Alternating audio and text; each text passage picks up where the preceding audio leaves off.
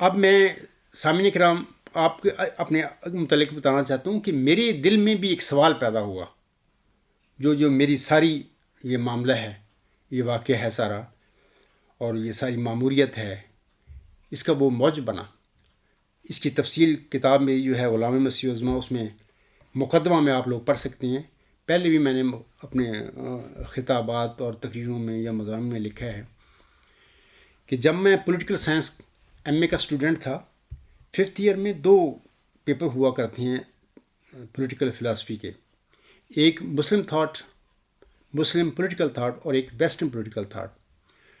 تو میں تو زندگی میں فلسفہ پڑھا ہی نہیں ہے۔ جب میں نے ویسٹرن پولیٹیکل تھاٹ پڑھا، ایک کتاب تھی اس زمانے میں نے پڑھی، سیجز آف ایجز۔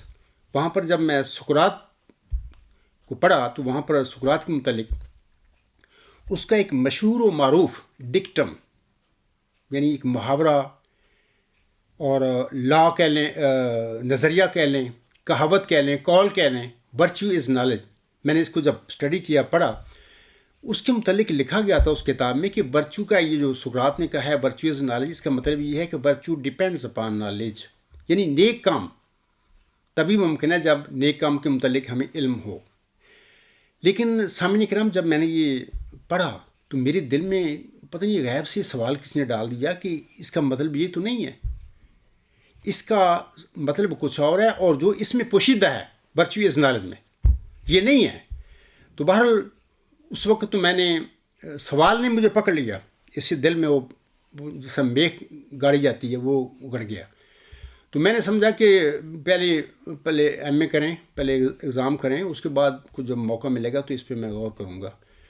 تو جو ہی میرا امتحان ہو گیا، فارغ ہو گیا میں، تو وہاں پر یہ ساری تفصیل میرے موجود ہے کتاب غلام مسیح عظمیٰ میں۔ تو میں نے اس وقت ایک ریسرچ پہ لکھنے کے لیے اس پہ غور و فکر شروع کر دیا، ورچو از نالج۔ اب سوال یہ ہے کہ virtue is knowledge, knowledge is virtue, what is virtue, what is knowledge, کوئی پتہ نہیں مجھے۔ میں نے بڑا اس میں بڑی انتہائی محنت اور کوشش کی جاننے کے لیے، لیکن بہرحال میں اس میں کامیاب نہ ہو سکا، تھک گیا بہت زیادہ نا۔ ایک دن جمعہ کا دن تھا، تو میں جمعہ پڑھنے کے بعد میرے پر جیسے نہیں ایک چیز سوار ہو جاتی، یہ ہو گیا تھا کہ میں اس کو جاننا چاہتا ہوں کہ اس کا مطلب کیا ہے۔ اور میں تو بڑا ایزی اس کو لیتا رہا اپنی زندگی میں، بڑی سمپل سی بات ہے، لیکن بعد میں پتہ لگا جب میں نے اس پہ ریسرچ کی، غور و فکر کیا، یہ تو بڑی مشکل بات ہے۔ تو بہرحال جب میں تھک گیا تو میں جمعہ پڑھ کے آ کے پھر اس پہ میں نے غور و فکر شروع کر دیا۔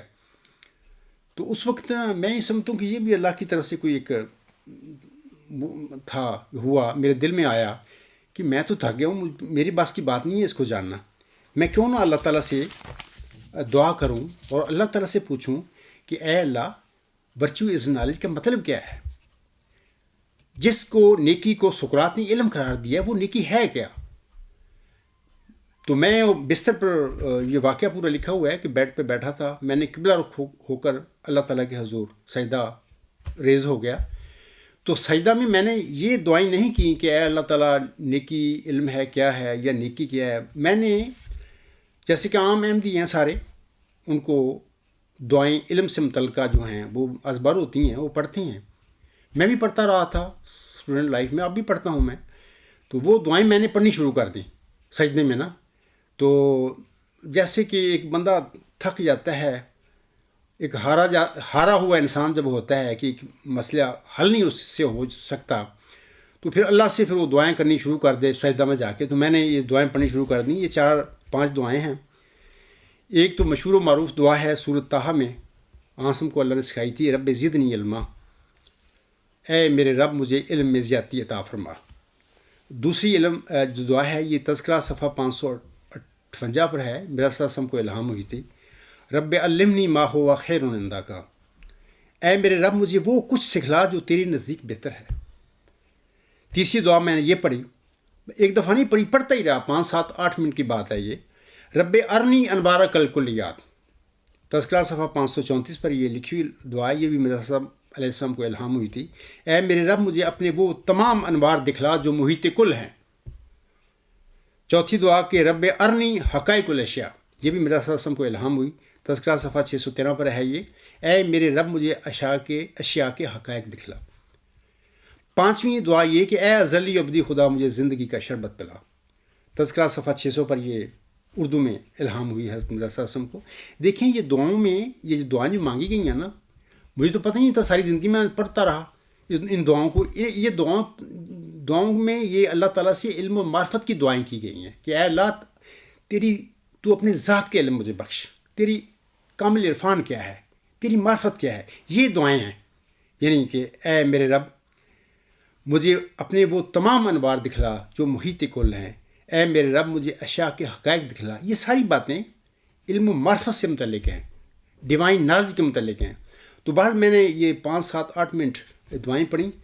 میں قسمہ حلفاً کہتا ہوں میں اسٹیج پہ کھڑے ہو کر ممبر رسول صلی اللہ علیہ وسلم پر کھڑا ہوں کہ اللہ نے میری دعائیں اس سجدے میں پتہ لگ گیا مجھے کہ اللہ نے میرے قبول فرما لی ہیں. یہ عجیب واقعہ ہوا میرے ساتھ، اور میں کوئی 3 ہفتے 4 ہفتے پہلے غور و فکر کرتا رہا. میں تو ایک لفظ بھی نہ لکھ سکا، لیکن سجدہ میں نہیں سمجھتا کہ کہاں سے اتنا علم میرے دل میں داخل ہو گیا. ایسے ہو گیا جیسے دل میں میرے میں جیسے چشمے پھوٹ کر میرے دل میں آ رہے ہیں.